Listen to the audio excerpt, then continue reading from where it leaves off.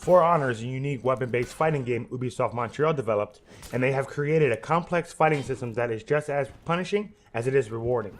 It's been years since we had a AAA weapon-based fighting game of this caliber.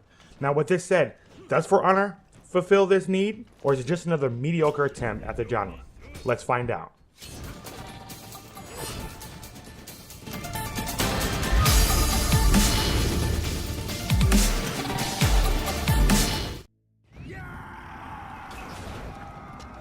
Anvil Next, Ubisoft's game engine that was used for Rainbow Six Siege and the upcoming Ghost Recon Wildlands, is used for the graphics on show in For Honor.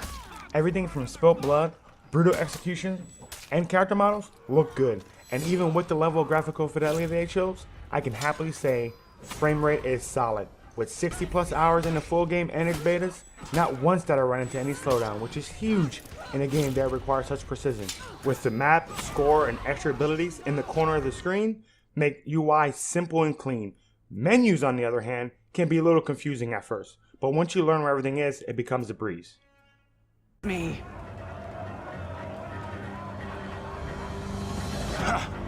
Come on in.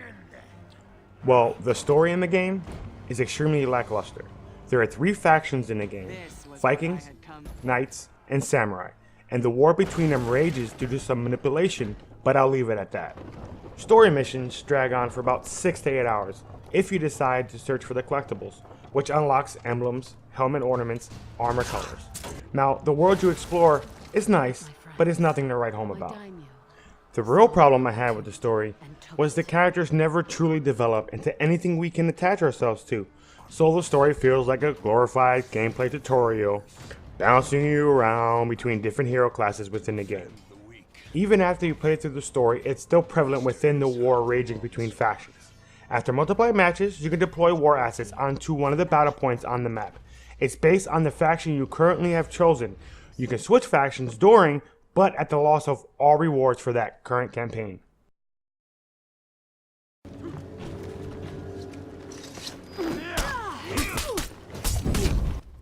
Gone with the typical directional inputs of most 2D and 3D side-scrolling fighting games, to a complex but simple on the surface combat system. As you peel back the layers, you soon realize button mashing will not work here. Lock onto your enemy with the left trigger, circle him with your left thumbstick, up, left, and right to match his stance with the right stick. Easy peasy, right? But wait, match his stance to guard right before his attack lands, deflect his attack and cause him to regain his stance, or time a heavy attack right before his attack lands and parry him, which gives you seconds to counter or punish him.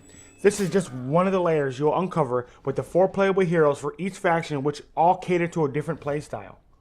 With multiplayer being the focal point of For Honor, there's plenty to sink your teeth into. 1v1 duels, 2v2 brawls, which is where combat mechanics are in full effect. Heroes and their movesets battle to the death.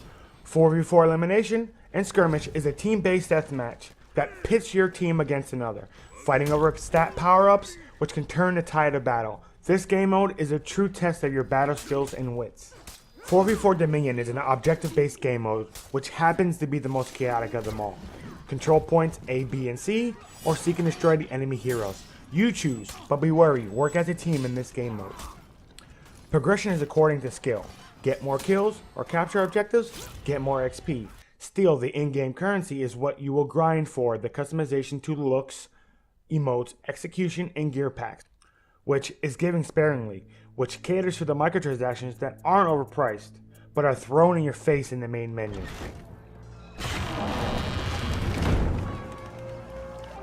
I hadn't been inside the palace in 3 years.